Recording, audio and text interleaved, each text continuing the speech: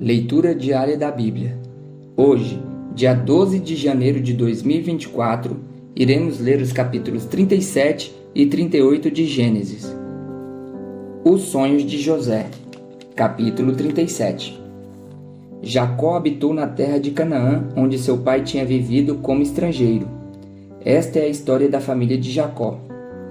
Quando José tinha 17 anos, pastoreava os rebanhos com seus irmãos, ajudava os filhos de Bilá e os filhos de Zilpa, mulheres de seu pai, e contava ao pai a má fama deles.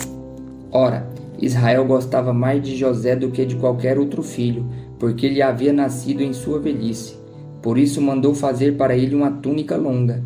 Quando seus irmãos viram que o pai gostava mais dele do que de qualquer outro filho, odiaram-no e não conseguiam falar com ele amigavelmente. Certa vez José teve um sonho, e quando contou a seus irmãos, eles passaram a odiá-lo ainda mais. Ouçam o sonho que tive, disse-lhes.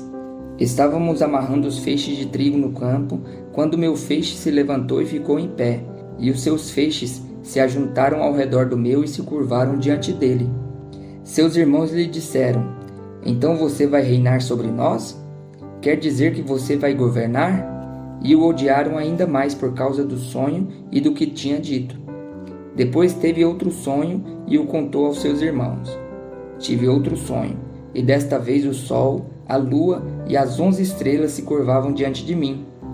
Quando o contou ao pai e aos irmãos, o pai o repreendeu e lhe disse, que sonho foi esse que você teve?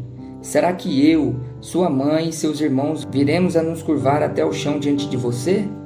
Assim seus irmãos tiveram ciúmes dele, o pai, no entanto, refletia naquilo. Vendido pelos irmãos.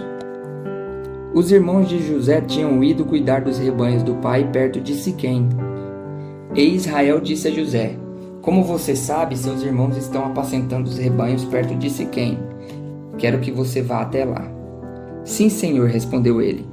Disse-lhe o pai, vá ver se está tudo bem com seus irmãos e com os rebanhos, e traga-me notícias.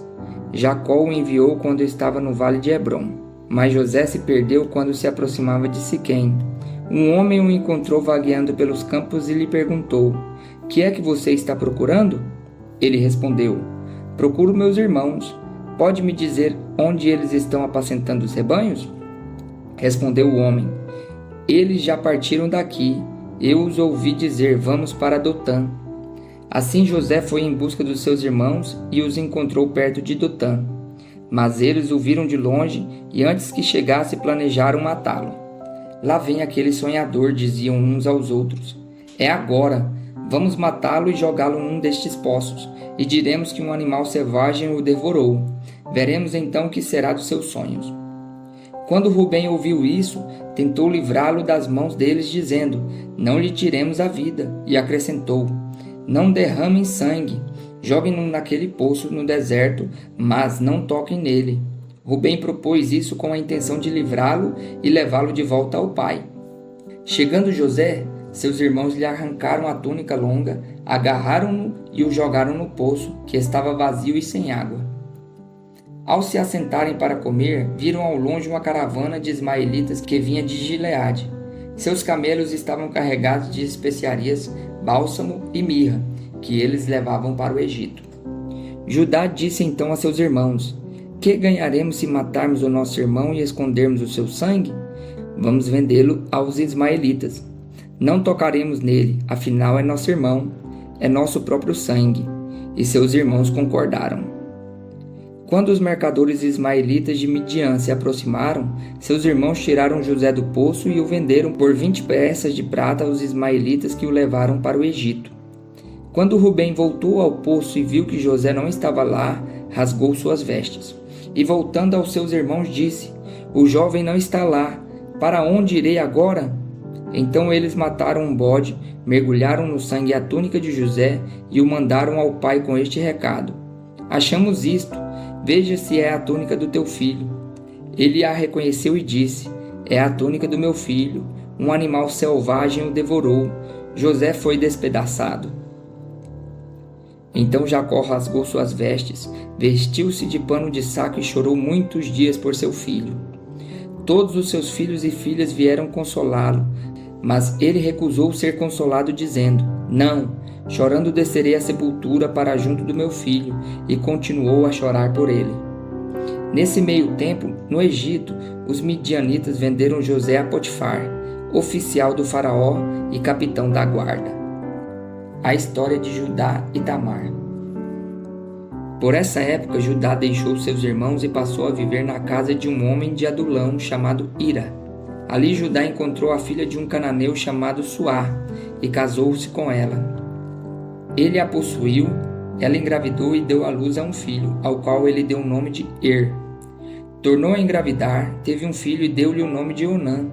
Quando estava em Quezibe, ela teve outro filho e chamou-o Selá. Judá escolheu uma mulher chamada Tamar para seu filho mais velho. Mas o Senhor reprovou a conduta perversa de filho mais velho de Judá, e por isso o matou. Então Judá disse a Onã: Case-se com a mulher de seu irmão, cumpra suas obrigações de cunhado para com ela e dê uma descendência ao seu irmão. Mas Onã sabia que a descendência não seria sua. Assim, toda vez que possuía a mulher de seu irmão, derramava o sêmen no chão para evitar que seu irmão tivesse descendência. O Senhor reprovou o que ele fazia e por isso matou também. Disse então Judá à sua nora Tamar: More como viúva na casa de seu pai até que o meu filho Selá cresça, porque temia que ele viesse a morrer como seus irmãos. Assim Tamar foi morar na casa do seu pai. Tempos depois morreu a mulher de Judá, filha de Suá. Passado o luto, Judá foi ver os tosqueadores do seu rebanho em Tímna com seu amigo Irá, o Adulamita. Quando foi dito a Tamar: Seu sogro está a caminho de Tímna para tosquear suas ovelhas, ela trocou suas roupas de viúva, cobriu-se com um véu para disfarçar-se e foi sentar-se à entrada de Enaim, que fica no caminho de Tímna.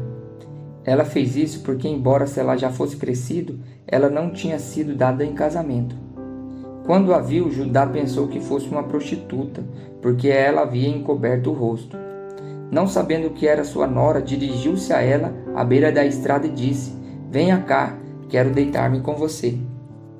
Ela lhe perguntou: O que você me dará para deitar-se comigo? Disse ele: Eu lhe mandarei um cabritinho do meu rebanho. E ela perguntou: Você me deixará alguma coisa como garantia até que me mande? Disse Judá: Que garantia devo dar-lhe?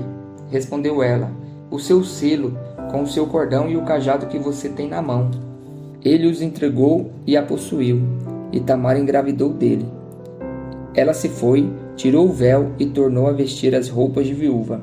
Judá mandou o cabritinho por meio de seu amigo Adulamita, a fim de reaver a mulher sua garantia. Mas ele não a encontrou, e perguntou aos homens do lugar: Onde está a prostituta cultual que costuma ficar à beira do caminho de Enaim?